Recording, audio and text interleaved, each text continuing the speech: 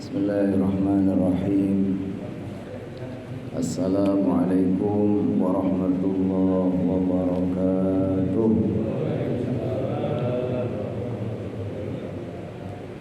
Innal hamdalillah nahmaduhu wa nasta'inuhu wa nastaghfiruh wa na'udzu bihi min shururi anfusina wa min sayyiati a'malina.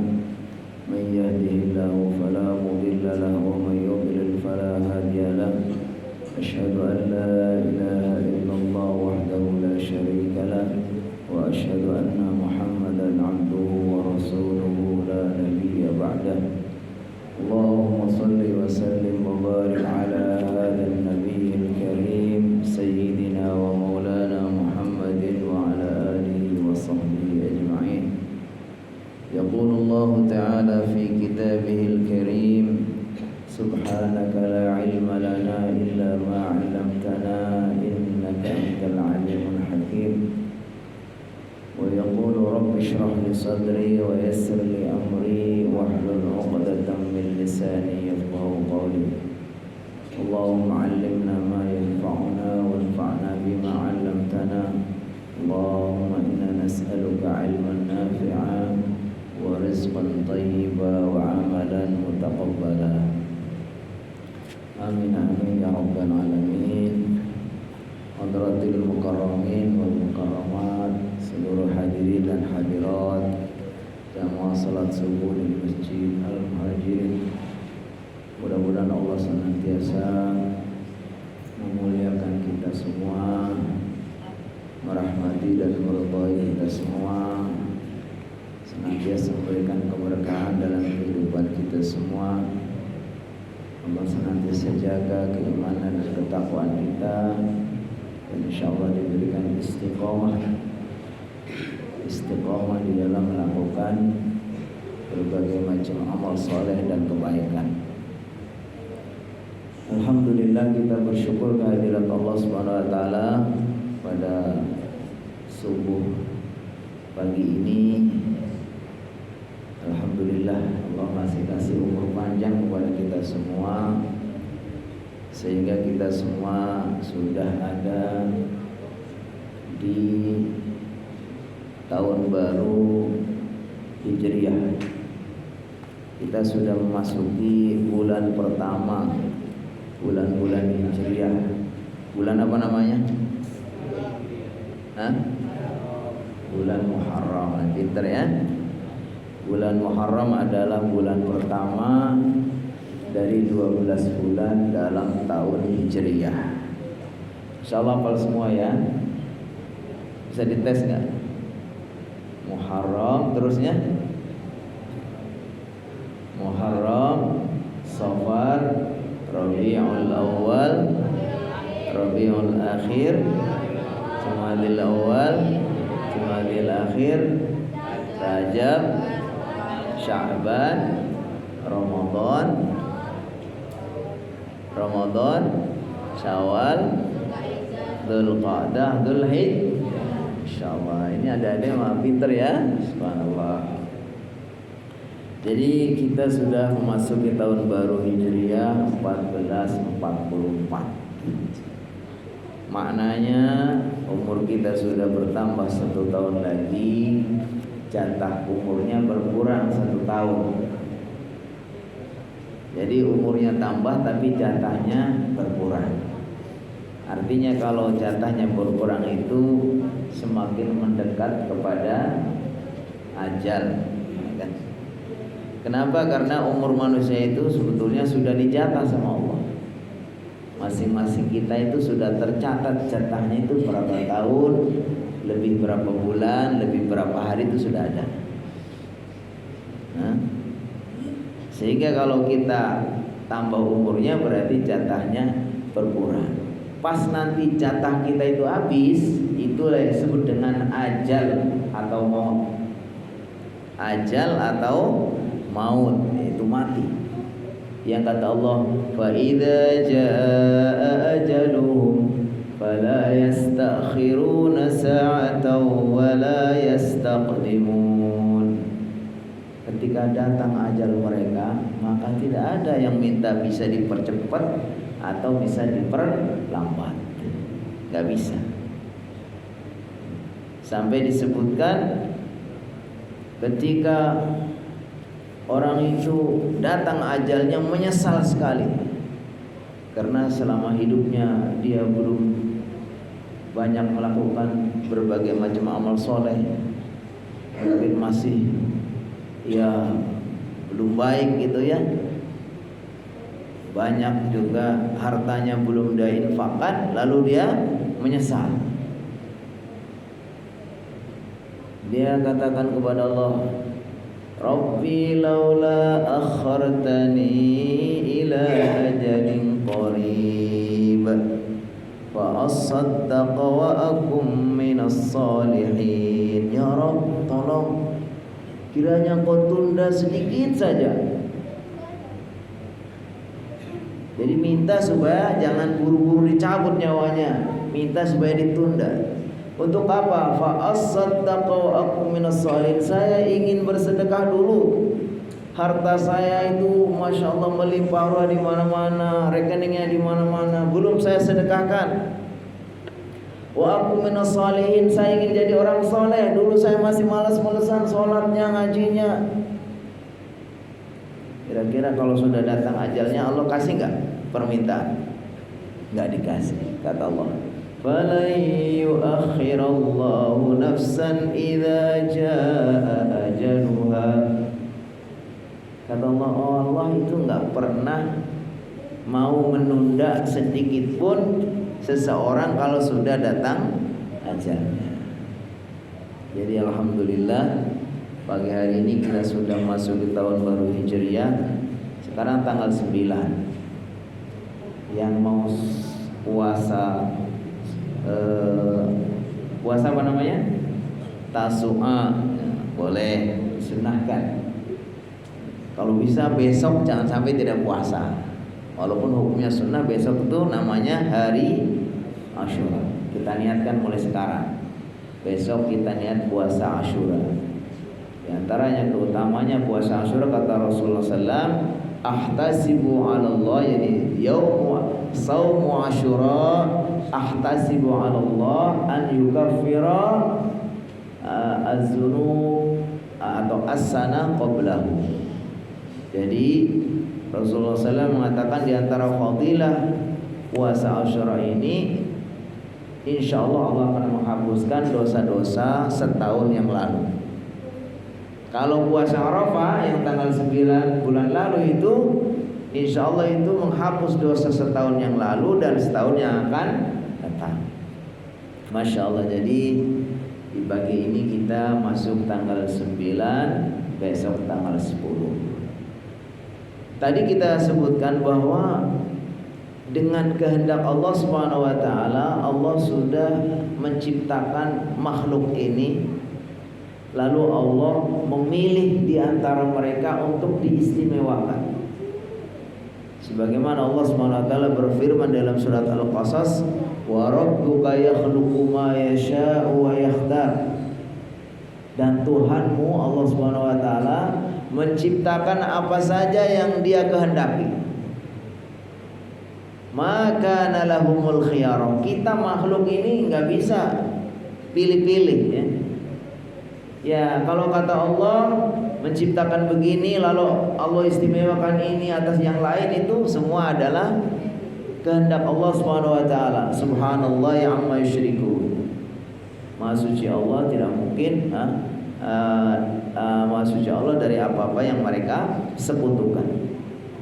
Jadi dengan kehendak Allah Subhanahu wa taala, Allah istimewakan satu tempat atas tempat yang lain. Yaitu terserah Allah. Kita nggak bisa mendikte Allah. Allah istimewakan masjid satu atas masjid yang lain. Umpamanya dalam hadis Rasulullah mengatakan la tushaddur rihal illa li salasati masajid. Tidak boleh seorang itu menganggap istimewa masjid tertentu lalu dia melakukan perjalanan ke sana kecuali 3 masjid.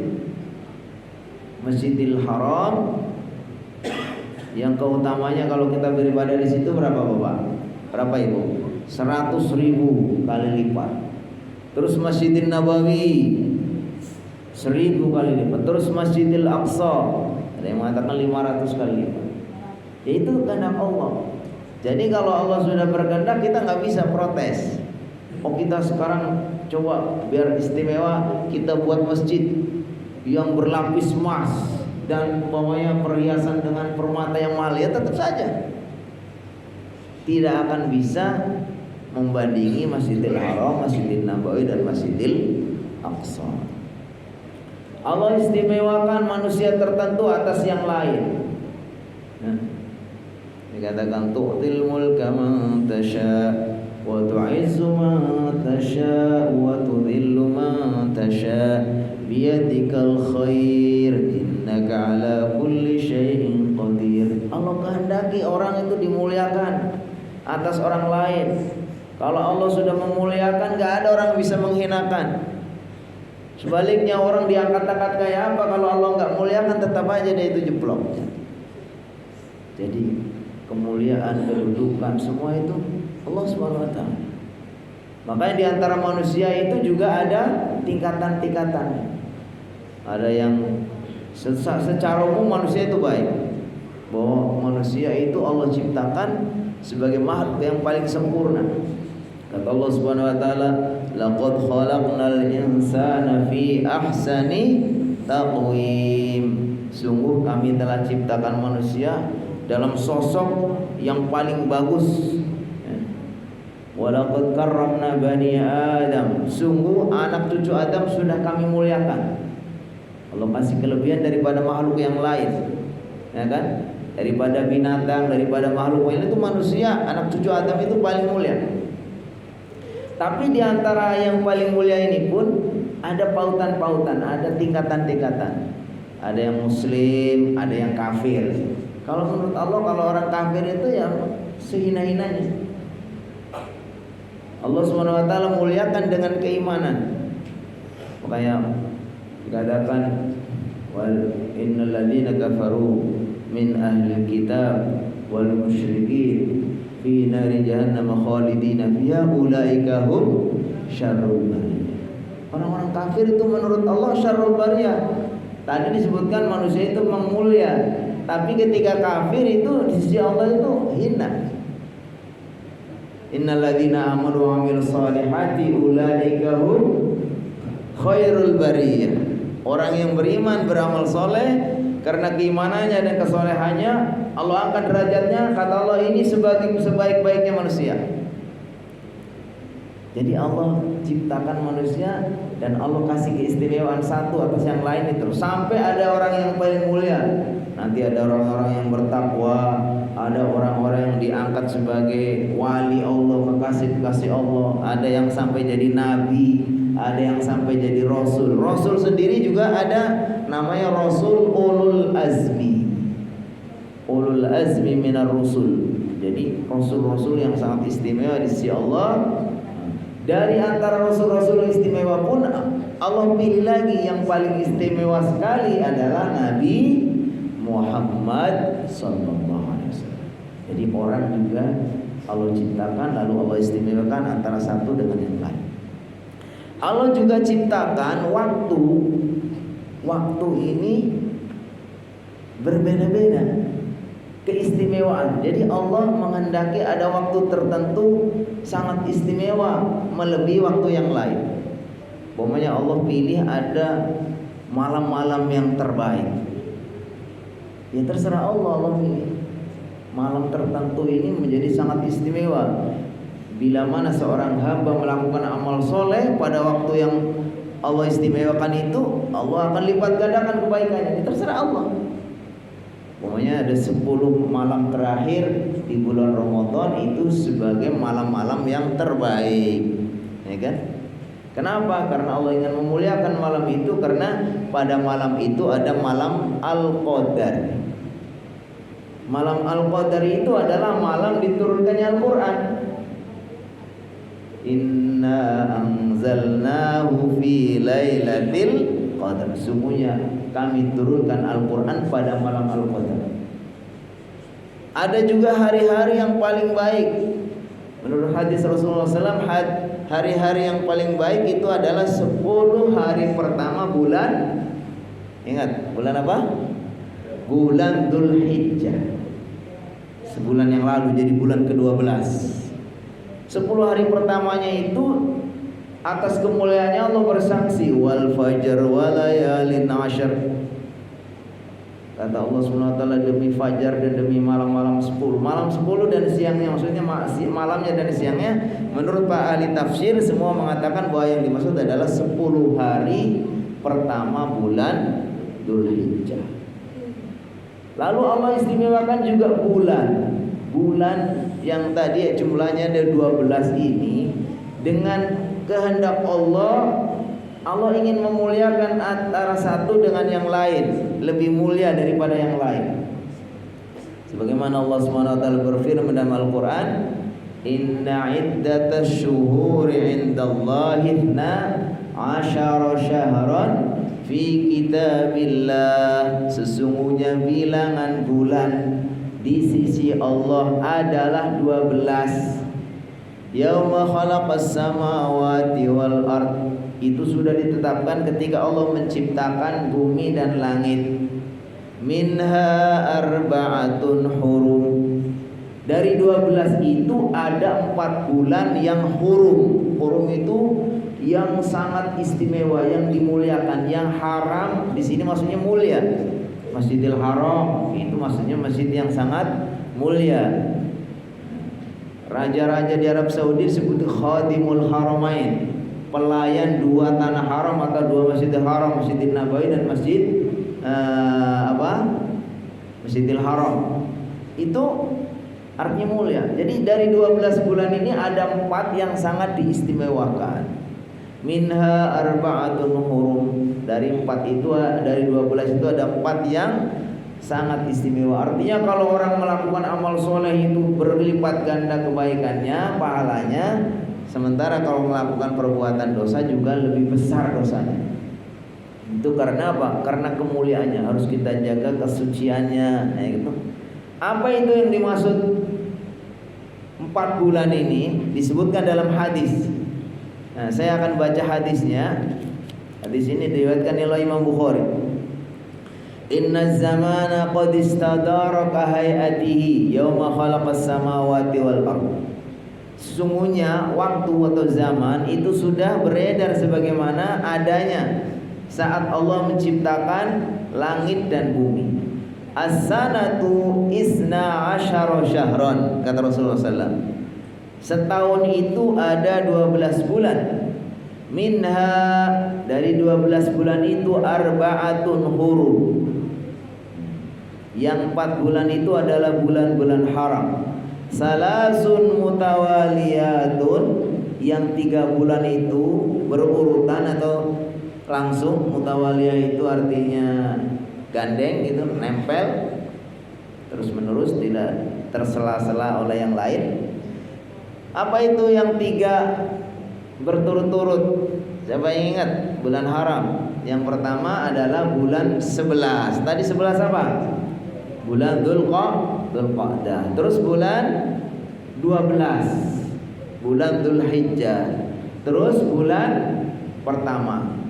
Ini berurutan 11, 12, bulan pertama itu bulan ini, bulan Muharram. Terus disebutkan wa Rajab Mudhar atau Mudhar alladzi baina Jumada wa Sya'ban. Sedangkan yang bulan Rajab terpisah, yaitu antara bulan Jumadal Akhir dengan bulan Sya'ban. Jadi berarti kalau gitu tadi bulan keberapa? Rajab. Masih ingat enggak? Kita hitung lagi. Muharram, Safar, Rabiul Awal, Rabiul Tsani, Jumadal Awal, Jumadal Tsani, Rajab, bulan ke-7. Jadi bulan-bulan haram itu ada berapa? 4. Bulan 11, terus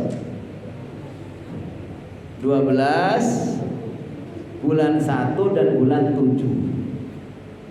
Ini kita memang harusnya hafal, ya kan? Karena kita ini sebetulnya hakikatnya penanggalan umat Islam ya ini gitu loh. Ya bukan berarti kita nggak boleh ngapalin bulan Masehi, ya penting juga kalau di negara kita karena ya penanggalan untuk waktu-waktu tertentu, kantor, urusan-urusan itu biasanya pakai kalender Masehi ya. Ya kita apalin nggak ada masalah ya kan. Tapi hendaknya ini bulan-bulan ini, tanggal-tanggal Hijriah, bulan itu juga kita harusnya hafal. Syukur-syukur kita kalau beli kalender itu pilih kalender yang ada tanggalan nasionalnya dan ada tanggalan hijriahnya supaya kita tahu peristiwa-peristiwa penting dalam Islam, ya kan? Kita tahu minimal ada biasanya ditandai hari-hari tertentu ada disunahkan berpuasa, ya kan? Oh ini ada Ayyamul Bid, hari-hari disunahkan puasa sebulan 3 kali atau 3 hari. Tanggal berapa? 13, 14, 15 bulan-bulan Hijriah. Kemudian ada puasa tadi Arafah, ada puasa Asyura. Ini peristiwa-peristiwa penting yang harusnya kita tahu. Jadi kalau kita usahakan kalau beli kalender tuh seperti itu. Syukur-syukur kita tandain semua Senin Kamis kita puasa. Ya kan? Cuma sayang kita kadang-kadang kalau kalender Hijriah ini suka lupa ya. Kalau kalender Masehi insya Allah nggak lupa. Khususnya kalau udah tanggal tua apa aja ya. Kalau udah tanggal tua itu inget ya, bentar lagi mau gajian ya. Itu biasanya kalau kalender Masehi itu kita nggak lupa gitu. Ya, tapi kita sebetulnya tidak sedang mengkontradiksi antara Masehi dengan Hijri, tapi dua-duanya. Kalau kita harusnya prioritaskan ya karena mungkin kalau di negara-negara tertentu kayak di Timur Tengah mungkin karena penanggalan sehariannya itu pakai Hijriah. Jadi tanggalan Masehinya yang sebagai alternatif kedua, ya kan? Tapi kalau kita di Indonesia ya karena sistem penanggalan yang ngikutin yang nasional ya sudah kita hafalin dua-duanya. Jangan sampai kemudian kita juga tidak hafal ya. Karena hendaknya orang-orang itu harus memahami peristiwa-peristiwa penting dalam sejarah kehidupan umat Islam dan syariat-syariat yang diajarkan dalam bulan-bulan Islam ini supaya kita bisa mengamalkan kapan kita puasa dan seterusnya. Nah ini disebutkan bahwa jumlahnya tadi ada 4 sebagai bulan-bulan haram. Kenapa disebut bulan haram? Ya tadi disebutkan dalam ayatnya fala tadzlimu fihinna anfusakum. Jadi di bulan ini hendaknya kalian jangan menghina atau menghinakan menzalimi diri sendiri. Jadi orang berbuat zalim sebetulnya kapan saja di mana saja itu dilarang sama Allah. Ya kan? Enggak boleh kita berbuat zalim. Kemana itu? Inni haramtu dzulma ala nafsi faj'altuhu muharraman bainakum fala tadzalamu. Dalam hadis qudsi kata Allah SWT, sungguhnya saya haramkan kezaliman untuk diri saya dan saya jadikan kezaliman itu haram bagi kalian. Maka janganlah kalian itu berbuat zalim. Jadi berbuat zalim itu kapan saja di mana saja itu dilarang. Tapi ketika Allah tekankan lagi dalam ayatnya atau Rasulullah tekankan dalam hadisnya dilarang juga, itu artinya ada penekanan tertentu. Tadi berbuat zalim kapan saja itu nggak boleh. Tapi ketika Allah mengatakan dalam Al-Quran, fala tadzlimu fihinna anfusakum, janganlah kalian menzalimi di bulan-bulan haram ini diri kalian. Maka menurut para ulama maksudnya di sini larangannya itu lebih keras demi memuliakan, mengagungkan, menjaga kesucian bulan-bulan ini. Kita ini jangan sampai berbuat dosa. Kenapa? Karena ada larangan yang sifatnya lebih ditekankan. Artinya kalau di tempat lain, di bulan lain juga berdosa, tapi dosanya kalau dilakukan di bulan haram itu menjadi lebih besar. Sebaliknya keadilan Allah, kalau kita melakukan amal soleh juga pahalanya lebih besar. Terutama kalau bulan Dzulhijjah itu ada 10 hari pertama yang pahalanya sangat besar. Karena kata Rasulullah SAW, ma min ayyamin al-amalus salihu fihinna ahabbu ilallahi min dzil ashra min ayyamil ashri. Kata Rasulullah SAW, tidak ada hari di mana seorang hamba melakukan amal soleh yang Allah lebih cintai daripada 10 hari bulan Dzulhijjah, sampai melebihi jihad di jalan Allah. Nah, kita sudah terangkan juga kayaknya, sudah sering kita dengar. Jadi memang kalau melakukan amal soleh di bulan-bulan haram ini juga pahalanya, keistimewaannya lebih besar. Tapi sebaliknya kalau melakukan perbuatan dosa juga dosanya lebih besar. Maka nggak ada solusi lain pilihan kita kecuali apa? Kita mencoba melakukan, meningkatkan amal-amal soleh khususnya pada bulan-bulan haram. Kenapa? Ya karena tadi keutamanya lebih besar kalau kita melakukan amal soleh, dosanya juga kalau kita melanggar lebih besar. Lalu bagaimana kita memuliakannya? Tadi kan disebutkan bahwa ada 4 bulan, Dzulqa'dah, Dzulhijjah, Muharram, kemudian apa? Rajab. Nah, ini bulan-bulan huruf. Ini menurut penjelasan kenapa mereka sangat istimewa, karena dulu di zaman jahiliyah itu orang karena persoalan-persoalan kecil, urusan-urusan sepele itu bisa tiap saat itu antar suku, antar golongan, antar keluarga itu berantem terus, perang sepanjang tahun. Lalu ketika perang terus menerus kan mereka juga terganggu, merasa aduh gimana kita kapan mau kerja, mau usaha. Lalu para tokohnya itu kayak semacam kalau kerennya melakukan kejahatan senjata gitu. Para tokoh-tokoh mereka, kepala-kepala suku, para pemimpin lalu kumpul, lalu mereka menyepakati, oke, kalau kita mau perang, tapi tolong kita kasih waktu coba. Kita sepakat tidak ada peperangan.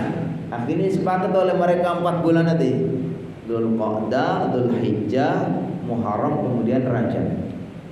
Sampai di zaman dulu itu, di zaman awal-awal Islam itu, para sahabat yang mau melakukan safar, mau ketemu Rasulullah atau mau kemana sebelum Rasulullah itu hijrah itu, mereka nggak akan bisa kecuali pada bulan-bulan haram.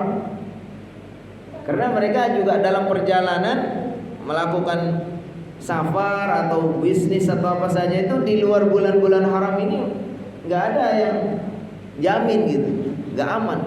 Tapi kalau di bulan haram ini yang sudah mereka sepakati, mereka kemudian insya Allah bisa, sudah menjadi kesepakatan. Nggak boleh ada orang ganggu, nggak boleh ada orang perang, ya kan? Nah, ketika Islam datang, lalu dikuatkan dengan syariat Allah melalui ayat Al-Quran maupun melalui hadis, bahwa bulan-bulan haram yang disepakati di zaman dahulu itu kemudian dikuatkan, dikokohkan oleh Islam. Istilahnya disahkan, stempel, itu menjadi syariat Islam. Itu dalam hukum itu namanya syar'u man qablana, syariatnya orang-orang sebelum kita. Jadi memang istimewa. Dari 4 bulan ini ada yang mengatakan yang paling mulia itu mana? Apakah Dzulqa'dahnya, apa Dzulhijjahnya, apa Muharramnya, apa Rajabnya? Nah, ini terjadi selisih pendapat. Tapi secara umum bulan Muharram ini sangat istimewa. Secara umum. Satu karena mungkin banyak kelompok yang memuliakan, berlebihan dalam artian dalam tanda petik kadang-kadang berlebihan untuk memuliakan.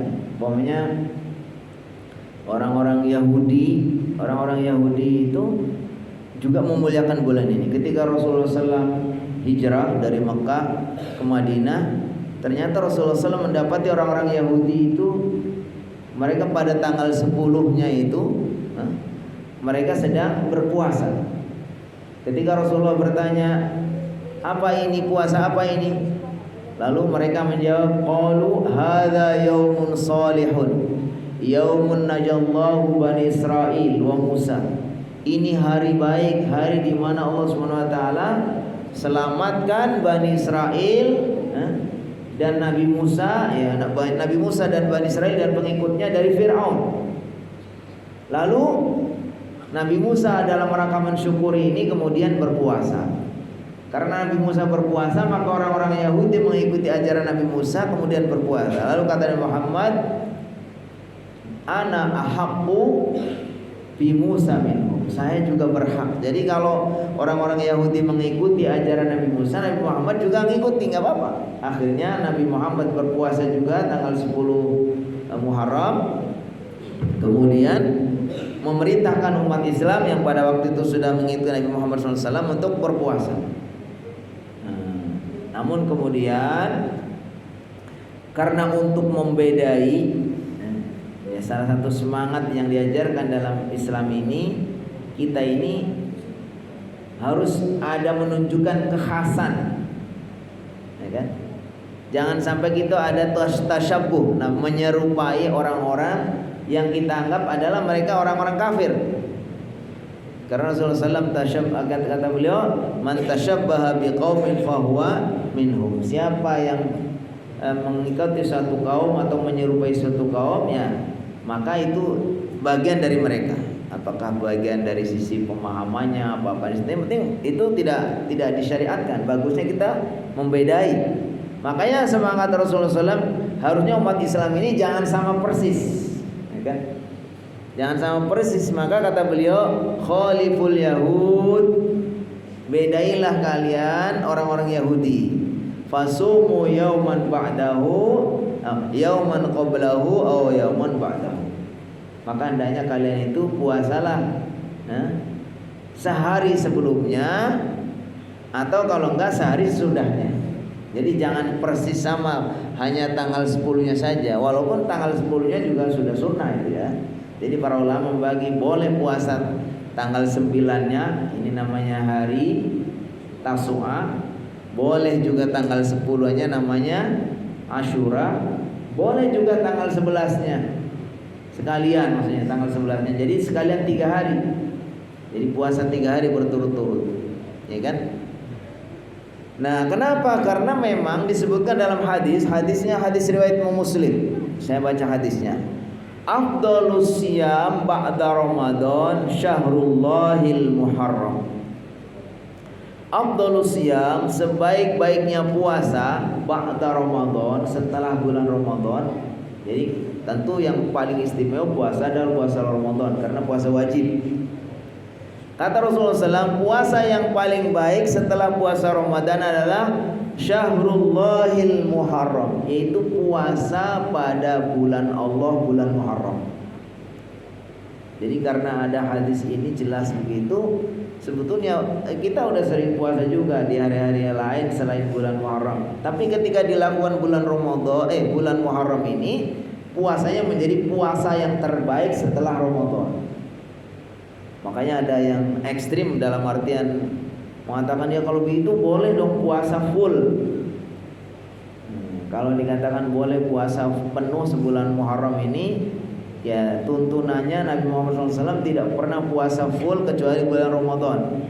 Dan Nabi Muhammad tidak puasa yang terpaling banyak kecuali di bulan Sya'ban. Maka yang sedang, kalau kita mau melakukan puasa di bulan Muharram, ya kita puasa hari-hari pilihan. Pokoknya kita puasa Senin Kemisnya, Senin Kemis. Di bulan lain kita juga puasa, tapi ketika di bulan Muharram itu menjadi puasa yang terbaik setelah Ramadan. Pilih Senin Kemisnya, pilih Ayyamul Bidnya 13, 14, 15. Dan yang lebih khusus tadi yang disebutkan dalam hadis adalah tanggal 9. Yang kata Rasulullah SAW, in ashtu ila amil qadim la asuman tasya. Kata beliau, kalau saya dikasih umur sampai tahun depan, saya akan berpuasa tanggal 9. Tapi qadarullah, Rasulullah belum sampai tanggal 9 tahun berikutnya beliau sudah wafat. Tapi ini tetap aja menjadi syariat. Artinya boleh kita dan itu sunnah juga kita melakukan puasa tanggal 9. Kalau tanggal 10 tadi udah jelas, kata beliau, ahtasibu 'alallah an yukaffira dzunub as-sana qablahu. Dengan puasa Asyura Allah akan mengampuni dosa-dosa setahun yang lalu. Kalau yang tanggal 11 itu juga ada dalilnya, karena Rasulullah SAW mengatakan khaliful yahud, bedailah orang Yahudi, puasalah kalian yauman qablahu, sehari sebelumnya, atau yauman ba'dahu, atau satu hari sudahnya. Jadi kita boleh yang lebih mantap kalau kita bisa tiga-tiganya dah, tanggal 9, tanggal 10, tanggal 11. Ini akan menjadi puasa yang terbaik setelah Ramadan. Dalilnya Rasulullah SAW mengatakan afdhalus siyam ba'da Ramadan Syahrullahil Muharram. Puasa yang terbaik setelah Ramadan adalah puasa bulan Allah, yaitu bulan Muharram. Dan Rasulullah menyebutkan Syahrullah, artinya bulan Allah.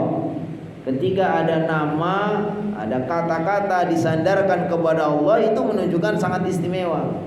Pokoknya rumah Allah namanya Baitullah, pasti ini sangat istimewa. Kitabullah, ya kan? Termasuk bulan Muharram ini Syahrullah. Apapun yang disandarkan kepada Allah itu menjadi sangat mulia dan istimewa. Makanya di sini puasa di bulan Muharram menjadi puasa yang paling istimewa setelah Ramadan.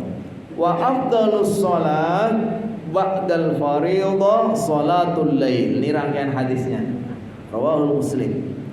Wa afdhalus shalah, dan salat yang paling utama ba'dal fardhah, setelah salat fardhah, salat wajib. Jadi tentu nomor 1 salat wajib. Salat wajib itu karena juga namanya wajib. Tidak ada seorang hamba mendekatkan diri kepada Allah yang lebih Allah cintai melebihi melakukannya dengan mendekatkan diri melakukan yang wajib-wajib dulu. Pahalanya sangat besar. Di samping pahalanya sangat besar, kalau nggak dilakukan berdosa. Jadi nggak ada pilihan. Kalau untuk yang wajib itu nggak ada pilihan. Kalau melakukan pahalanya berlipat ganda, besar sekali. Kalau ditinggalkan berdosa. Sehingga apa? Ya nggak ada pilihan. Kalau yang wajib harus kita lakukan. Kata Rasulullah SAW, sholat yang paling baik adalah setelah puasa, setelah sholat wajib adalah sholatul lail, qiyamul lail. Nah, makanya berat ya. Ini ternyata qiyamul lail itu menjadi sholat terbaik setelah sholat wajib. Jadi kalau kita sudah sempurna melakukan sholat-sholat wajibnya, usahakan kita ada sholat lail. Sholat lail bagaimana sih? Yang penting minimal 2 rakaat. Bahkan kalau bisa ya sering lebih bagus ya. Tapi sebetulnya kita dengan sekarang sholat subuhnya ini kan subuh udah hampir jam berapa Pak Haji sekarang? Udah jam 5 kurang 1/4 kali ya. Nah itu baru subuh iya. Jadi kalau kita bangun jam 4 aja itu masih bisa itu qiyamul lail. Sholatul lail 2 rakaat kayak tambah witirnya, pokoknya kita ambil sholat 2 rakaat tambah witir 3-5 rakaat. Masya Allah, ini akan menjadi sholat terbaik sesudah sholat wajib.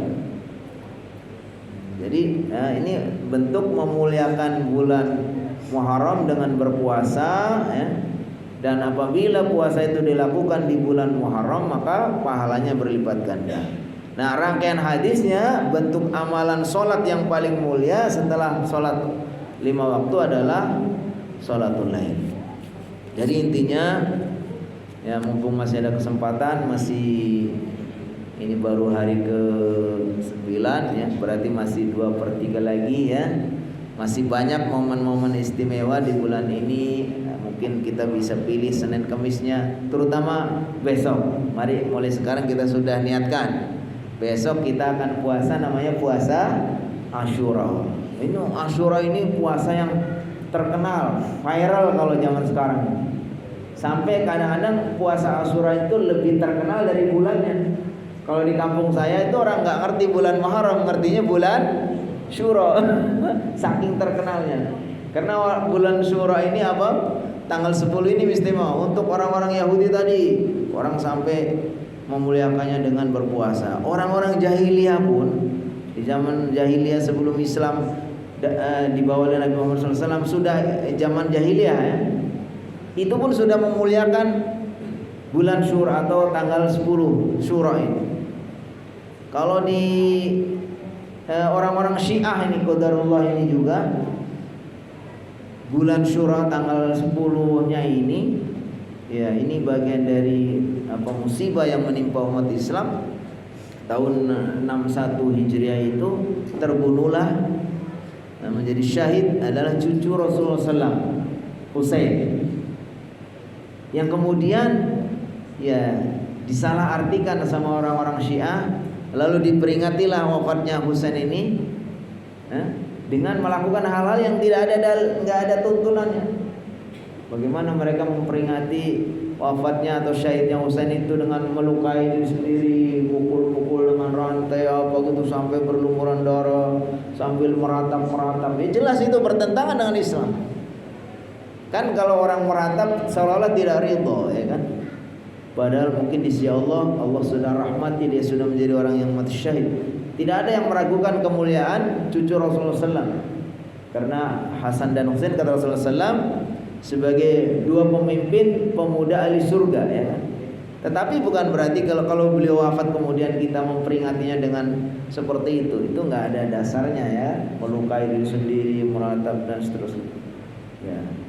Itu juga bertepatan dengan tanggal 10. Kalau di Jawa itu ada tradisi syuroan, ya, yang kemudian mereka melakukan ritual dengan mengarak kebo bule, ya.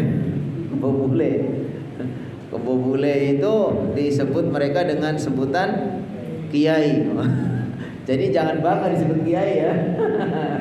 Kita jadi panggil kiai nggak usah terlalu bangga, karena kebo aja bisa dipanggil kiai, ya. Ya. Ada di daerah tertentu, daerah kami itu ada sampai orang bilang, kalau kalian kepengen menikah, dengan biaya murah, ya, sewa gedung murah, apa murah, itu nikah pada bulan Syuro.